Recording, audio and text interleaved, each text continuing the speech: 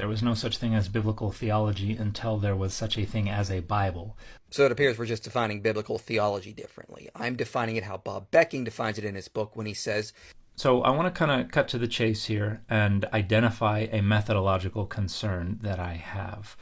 Let's take seriously the notion that there could be biblical theology in the 8th century BCE. The claim that the worshippers of Asherah and the composers of these texts that link Asherah and Adonai disagreed with biblical theology requires a specific scholarly reconstruction / hypothesis / theory regarding the dating of these texts, and particularly one that does not enjoy widespread support. It is the minority view. It's not the consensus view among scholars.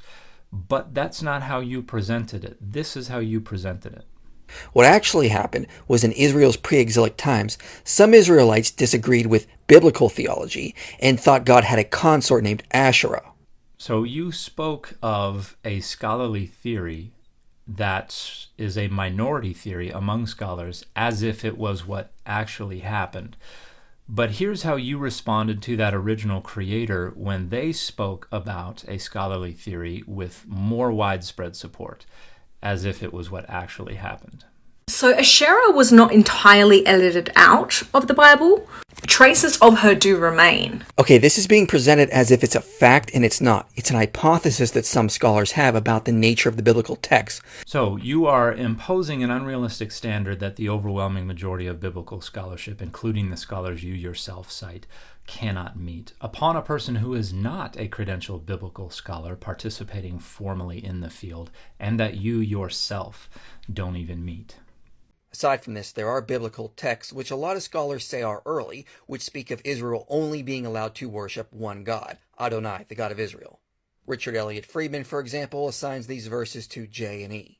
This would indicate early in Israel's history they were prohibited from worshiping any other god, including Asherah. So I have three main concerns with this point. The first is that the existence of J and E as documentary sources is not even a given anymore. In fact, I would say the majority view now is that we can really only speak of D, P, and non-P.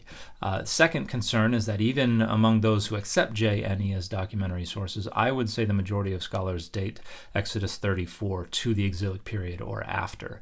Exodus 23 verse 13 has been argued to be a gloss by more than a few scholars, although that is more disputed than Exodus 34.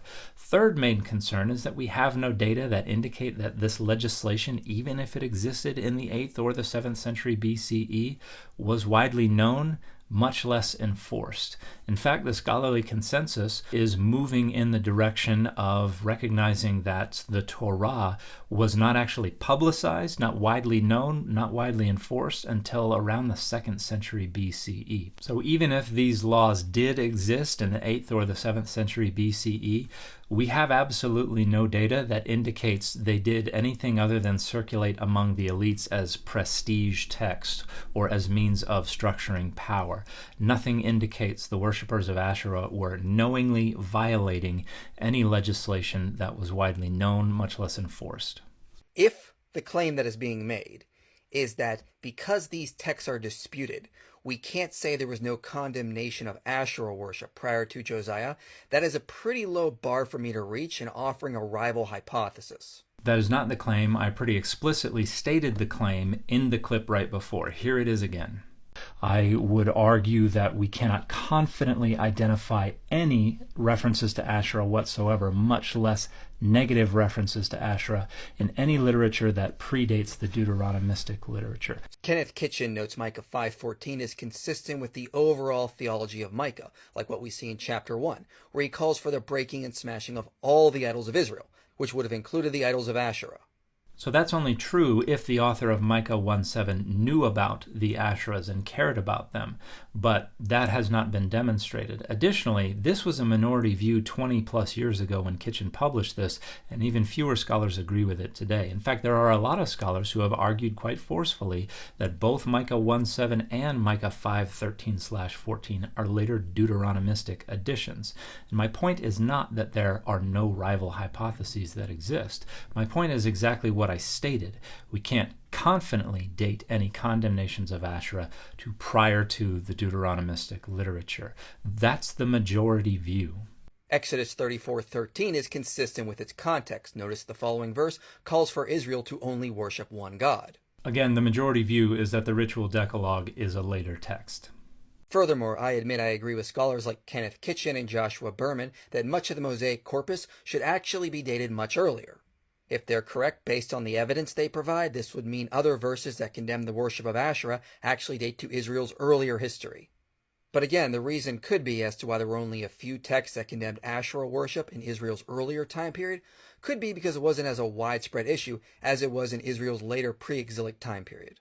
And these are all minority views that have not convinced the majority of scholars. Yeah, it may be, but this is a scholarly reconstruction, and the point of my video was pointing out that creator was saying it was a fact that biblical texts have been edited to remove Asherah. That's not been proven, and that was my point. And as I have shown, that is an unrealistic standard that you yourself do not live up to. Furthermore, as Richard Hess warns in his review of Mark Smith's book, nevertheless, it remains an open question whether the reader will be persuaded of all the critical reconstructions that the author assumes.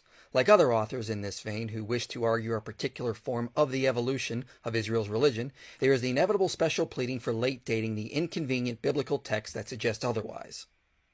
But again, if the bar that is set by Hadley is to show dispute, I can point out the dating of these texts is disputed. When scholars say this is disputed, that does not mean there is somebody somewhere out there in the world who disagrees. It means that there is no clear consensus and that there is parity among the scholarship on each side of the question. That is not the case with apologetic attempts to undermine the scholarly consensus. And there's a lot of good evidence that many of these texts should be dated earlier. I would disagree with that, and so would the majority of scholars. Now, of course, it's possible those texts were just edited as well, but if that's the claim that is made, then the editorial hypothesis just becomes unfalsifiable. And as Joshua Berman warns in speaking of a similar issue, when any issue arises that creates trouble, it is quarantined under the guise of editorial interpolation and disallow rhetorical and hortatory contact with the rest of the passage, lest it contaminate that source's hypothesized ideological purity. So this reductively and pejoratively misrepresents the source-critical enterprise just so that it can be more easily dismissed to make way to default to a more traditional perspective. The reality is that source critics have been spending generations trying to refine their methodologies and trying to make the work of source criticism more careful and more disciplined so that we can avoid the errors of the past. So in the interest of time, I'm going to wrap up here. The rest of this video is just sharing passages that have already been addressed or just pointing out that there are minority viewpoints out there, which is not something that I contested.